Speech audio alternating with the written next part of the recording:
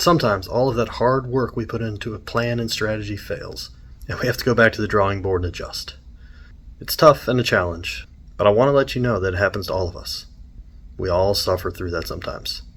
Today, I'm going to show you a video that I shared with my team. We were playing a 3-5-2 formation, but we had to go ahead and switch to a 4-4-2 formation just because the 3-5-2 just was not working.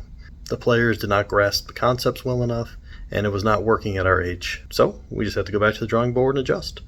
Learn from the mistakes that we made, figure out how to close those gaps, and move forward. So enjoy the video I sent to my team. Hey team, Coach Ben here to talk about our formation. So recently, we've been playing the 3-5-2 formation, and it's been working pretty well for the most part, but we have definitely seen some opportunities to improve. One of those opportunities to improve is when we get forward on the attack. We get a lot of our players forward, and it leaves this big gap in the middle of the pitch. Now what we've been seeing is their goalie or their players will get the ball, whether from a goal kick or a drop kick, put it over our team, and then they will have 4 or 5 players attacking our 3 defenders. And it's just not fair to our poor 3 defenders who've been doing an excellent job, but they need some help. So, in the middle of the field with the 3-5-2, this is where we should be the most dominant with players, but we have found ourselves being outnumbered rather than outnumbering them. So, we need to make a change. This just is not working for us. So, what we're going to do is we're going to be shifting to the 4-4-2 diamond formation. And what that's going to look like is we're going to have, let me get this set up, is we're going to have 4-4-2. So we've got our 4 defenders right here, our 4 defenders, our 4 midfielders, and our 2 strikers. Now what you'll notice differently about this is we have a nice diamond formation right here. We also have a lot of triangles that start to appear on this pitch. So a lot of different passing options and abilities for us to move the ball to our teammates. What we need to focus on is how do we now play as a team in a 4-4-2 diamond formation. Now if you play FIFA, this may also look very similar to a 4-3-1-2 formation, or you may call it the 4-1-2-1-2 formation as well. Basically, they're all the same thing. The things that I want to focus on with this is really understanding what it's like to play as a team using these diamonds and triangles. So, to help illustrate that point, what I'm going to do is I'm going to change the field to show these channels on it. Now, I want us to start focusing on channel play as we start to play soccer going forward. Now, as you'll see, these channels appear on here. You see all these dotted lines that create these channels on the field. And I want us to start focusing on these because they're going to be very critical to how we're going to be successful going forward. So when you look at this, you'll see that we've got a winger and a winger here in their own channels. And then we've got 2 in this middle channel, 2 in this left center channel, and then 2 in this right center channel. As we're playing the game, if the ball's central, I want to make sure we try to maintain this formation, because this is going to allow us to dominate the field. Now, as we're playing, so if our center defensive mid or our bulldog has the ball, the next thing I want us to focus on is where and how we pass. I do not want to see us making passes in the same channel. I want us to start focusing on switching the channel, making those diagonal passes or completely sideways passes. Skip a channel if you have to. But I want to see us not passing within the same channel. You can hit a trail, play it out to the wing. So guys, I want to see it moving between channels, not that pass. Make those diagonal passes. Because what we've been seeing a lot of is when we try to make that pass, this player is on us, we try to pass through them every time. That ball needs to go diagonal to make those passes sideways, so that when they're shutting us down, we have the options to go diagonal or sideways to our teammates. With the 4-4-2 formation, you may think that it's not as attacking because we have 4 defenders. But what I want us to focus on is when we get the ball and we're moving it, say, down the right side channel, that this wing back gets forward. We shift over with our defenders. We have 3 at the back. And that diamond stays together. So as we move them around, we're going to keep that diamond formation. Now with the ball coming down this side, we did see this winger shift in. So we did lose the ability to have somebody in this channel. But at this point, we're not making crosses from one wing channel all the way to the other wing channel. We just don't have the strength to do that yet. And neither do the other teams. So I'm not worried about that at this point. But as we're attacking, if our winger gets forward with the ball down there, we're going to shift everybody over a channel so that we are fully supporting the player with the ball, and we are outnumbering them on that side of the field. We need to make sure that our defenders keep coming up too, because we don't want to have that gap that we had between our midfielders and our defenders anymore. So, if we move back to our starting formation, what I want us to see is if the other team has the ball, throw 1 red player on there. If the other team has the ball, I want us to focus on if that ball comes over here to the side, if that defender has it, that we all shift. Again, we're going to shift 1 channel or half a channel to get over, keep that diamond together. Everybody's going to shift so that we put the pressure on the ball. Again, our weak spot for the past couple of games has been this middle of the field. We've been getting overwhelmed, overrun, because we've had players not being able to either get back, or if this was a winger player, they'd still stay over here, and we'd only have the 3 in the middle to defend with. So going forward, we're going to play 4 in the middle, so that as this ball shifts around, we as a team shift around. So we want to start really focusing on these channels to help us understand our positioning and how to play the ball to our teammates. So now, to talk about some of the positions in more detail, we'll start up at the top with our strikers. So our strikers, I want to make sure that we're always playing with a channel between us. If we're too close, then we're not going to be able to be effective as a team. And the best way to identify how big the channel is follow it over to the goal box. That should give you a very good indication of how close you should be. The other thing our strikers need to focus on is not staying in that 1 channel. Our strikers need to operate out in the wing channel and the middle channel too, depending on where the ball is. So if the 9 has the ball out here and they're dribbling it in, I want to see that 11 getting into that farther channel. Make that move. Because when you make that move, you are now behind the goal. And when you get the ball, you can easily make the shot towards the goal that way.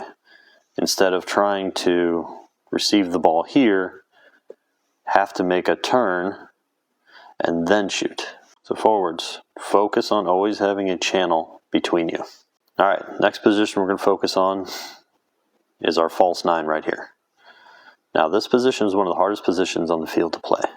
And what they really need to be able to do is they need to be able to connect the midfield to the forwards, and the forwards to the midfielders, and all the way out to the wingers.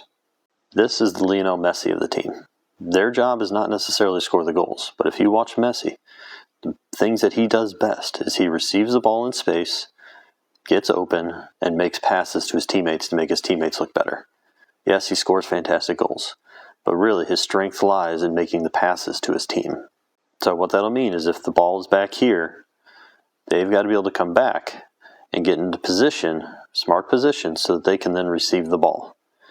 Because our number 6 here, I do not want them passing it through to our false 9. I need that ball to go diagonal, then diagonal to get to that false 9. The ball can also come from a wing back to the false 9, or likewise from over here. But the point is, remember, we do not want to pass in these channels. You want to pass between the channels. So, with that said, Our false nine's job is to be getting that ball from the midfield. So if we're back here on defense, they've got to come back to get into position to get that ball.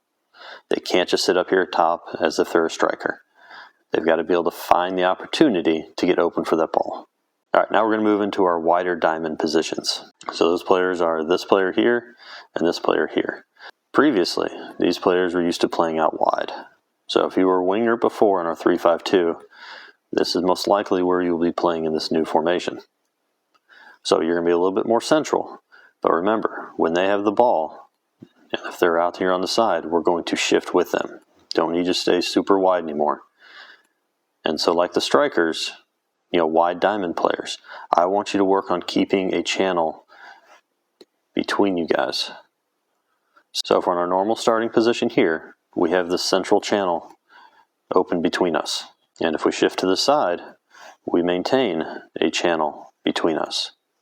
Now, as I've been saying, we need to focus on those passes, not going straight forward. They need to go diagonal. So our wide diamond players, your job is to get it to our false nine, our cam, our center forward, whatever you want to call them.